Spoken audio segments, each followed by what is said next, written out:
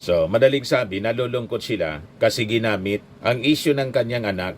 Dinagdagan pa, mga kababayan, yung paggamit, hindi man niya po dinideny na cocaine user yung kanyang anak. Pero hindi niya, overdose yung kinamatay. As reported doon sa police report ng LA na na-found out mga kababayan, inalter po, dinoktor po, wala man yung nakalagay na ganon, dinagdagan para magamit po sa propaganda laban sa First Lady. Yon ang ibig sabihin ng nanay. Ginamit sa politika ng kampo ng mga Duterte na pinaniwalaan mga kababayan ni Sara Duterte. Ginamit sa pag-atake sa ating Pangulo para isupport yung kanilang mga propaganda. Papaniwalain yung mga tao na ang ating Pangulo, pati si First Lady, bangag din. Ganon ang intensyon nila. Wala silang pakialam kung may masaktan na pribadong tao. Importante, makamit nila yung kanilang objective na tiraan yung ating Pangulo, the first couple, the first family.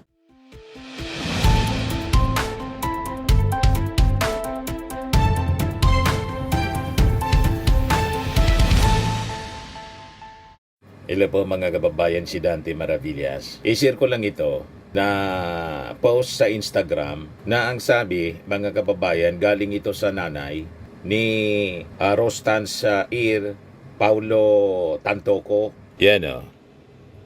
Instagram. Share yata ni Tito Kalawag. From Nena Tantoco to. And intended ito para sa Billionaire News Channel at saka kay Miss Amy, si Amy Marcos siguro. Kasi unang-una ayaw tantanan po. Namatayan na nga po sila, ginagamit pa sa politika. So bilang nanay, hindi na nakatiis. So paabot ng sulat yung nanay na si Nena. Ayan o, basahin natin mga kababayan. Good evening, Billionario and Miss Amy. I am Nena Vargas Tantoco, mother of the deceased Paulo V. Tantoco. Our son died last March 9, Manila time, in LA, California. In the presence of his wife, Dina, who is the Social Secretary of the First Lady, Miss Lisa Marcos. He died in the hotel room where he and his wife was staying. He joined his wife in the trip to be with her. The First Lady was not involved in any way with our son's death. The partial autopsy report is open for you to see. Nowhere did it say our son died of overdose. It had cocaine effect, accident, and heart disease. It's hard enough to lose a loved one, especially a son who, as far as we know, did a lot of good, loves the poor, always caring and loving to his parents and his wife and children, was kind and compassionate and hardworking. It saddens me to see the news that reports to malign also the name of my husband's family business called Rostans. It's so visible to make news that is exciting and juicy to read. To be a politicized move to create more conflict in the warring factions of our government leaders. It saddens me that our son, Pawi, is being used to aggravate this conflict. He did have cocaine in his body, as the autopsy says, but it was not an overdose. The complete autopsy report will come, and it will publicly known. So, madaling sabi, nalulungkot sila kasi ginamit ang issue ng kanyang anak. Dinagdagan pa, mga kababayan, yung paggamit, hindi man niya po dinideny na cocaine user yung kanyang anak. Pero hindi niya, overdose yung kinamatay. As reported doon sa police report ng LA na na-found out mga kababayan, inalter po, dinoktor po, wala man yung nakalagay na ganon, dinagdagan para magamit po sa propaganda laban sa First Lady. Yon ang ibig sabihin ng nanay. Ginamit sa politika ng kampo ng mga Duterte na pinaniwalaan mga kababayan ni Sara Duterte. Ginamit sa pag-atake sa ating Pangulo para isupport yung kanilang mga propaganda. Papaniwalain yung mga tao na ang ating Pangulo, pati si First Lady, bangag din. Ganon ang intensyon nila. Wala silang pakialam kung may masaktan na pribadong tao. Importante, makamit nila yung kanilang objective na siraan yung ating Pangulo, the first couple, the first family, para mailuklok si Sara Duterte na hindi na makapagintay na dumating ang 2028 election. Ganon ang nangyayari dito, mga kababayan. Ganon kasama. So sabi po ni Nina Tantoco, nanay ni Paulo, yes, our son used cocaine and it did not come from the First Lady, nor was she involved. It's unfortunate and that this happened to our son. We love him very much for all the goodness he has done. To magnify the story with half-truths is not who I am as person. I do accept that report. Nowhere did it say he died of overdose. Hindi naman po niya dinideny na gumagamit ng cocaine. Pero yung isabit yung First Lady, yun ang masama doon. Dinoktor yung police report para idawit yung First Lady, para siraan po ang ating Pangulong Bongbong Marcos. Ganon sila kasama. Gagamit sila ng mga tao na magaling mamiki po. Malamang po, AI generated yun po. Tulad ng Polvoron video na pinakalat po nila. It made me shed tears, not just for myself, but also for wife and his children, which you are hurting so much. I pray that you will be enlightened and spread life-giving news instead of dividing. God bless us all. Peace, love, light. So yan po mga kababayan ang pinadala niya sa Bilyonaryo News Channel, Nina Tantoco.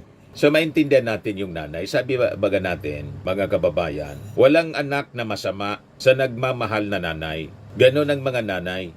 Halimbawa pa nalulong sa cocaine, alangan naman po na isumpa na ng kanyang nanay yung kanyang anak. Nandun pa rin yung pagmamahal, kahit naligaw ng landas. Pero ang pagkamatay ng kanyang anak gagamitin sa politika to attack somebody like the First Lady para iugnay yung ating Pangulong Bongbong Marcos sa paggamit ng coke. Yan po ang yan ang napakasama.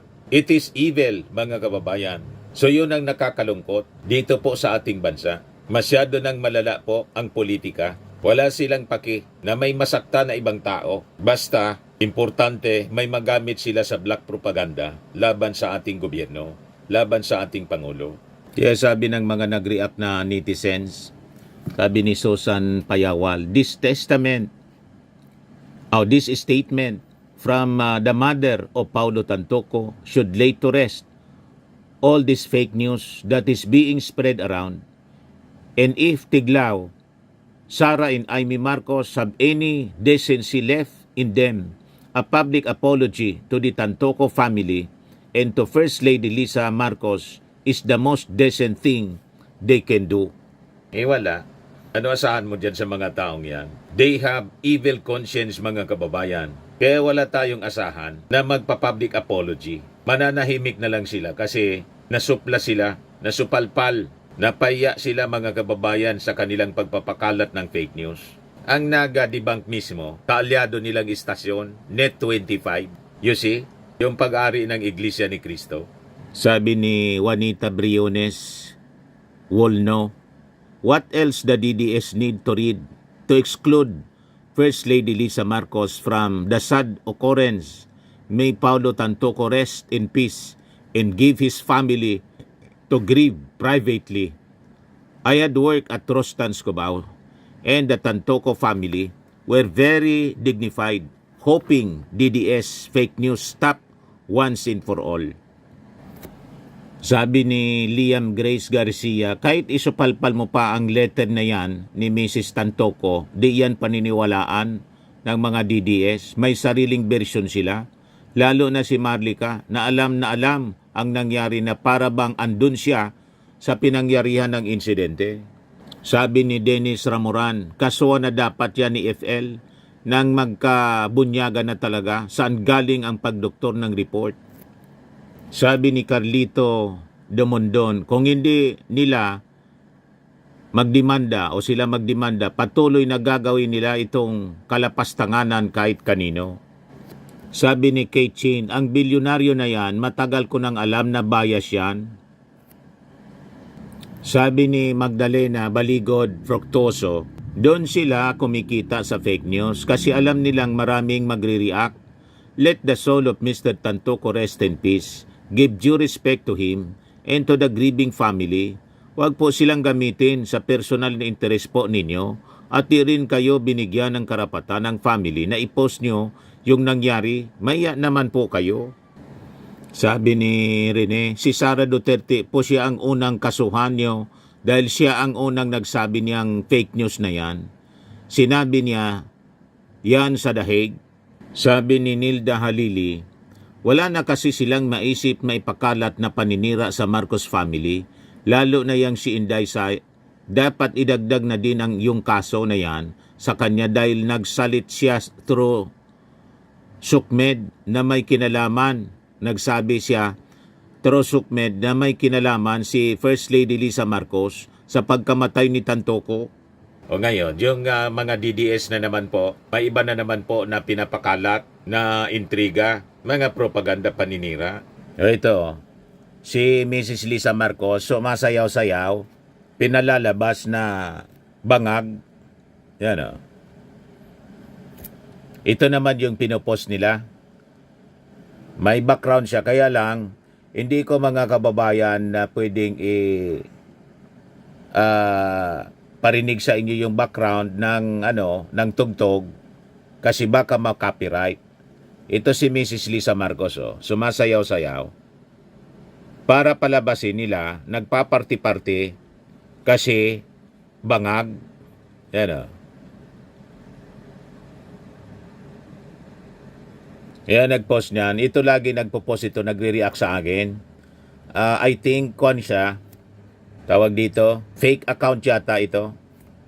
Yan o. Yan ang tama ng cocaine. Yan o. Pag sumasayaw-sayaw pa lang ganyan, may tama ng cocaine. Ganyan sila magpropaganda. Kasi yung mga followers nila, katulad nilang mga idiot, mga moron, madaling mapaniwala. Kung yan ang sukatan, nagsasayaw-sayaw, may tama na, yan ang logic ninyo. So tama din nating sabihin na may tama din ito.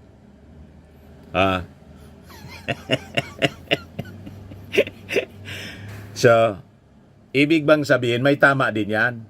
Kasi nagsasayaw-sayaw na parang lukaret.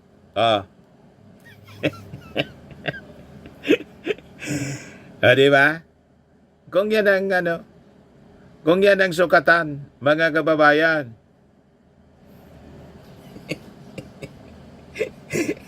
Ganun mag-isip, mga kababayan. Ang mga DDS, ang daling idibang.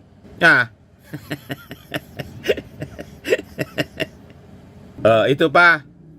Nagbodots. Parehas. Ibig bang sabihin may tama din ito?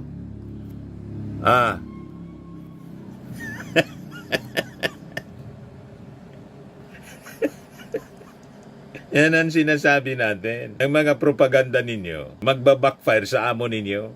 Ito naman po yung bago naming product na binibenta online. Eye Glow Serum, whitening po siya. Tingnan ninyo yung epekto sa aking anak na architect before and now. Yung mga inquiries po ninyo, dumiretso na lang kayo sa kanyang Facebook account, Riz Maravillas.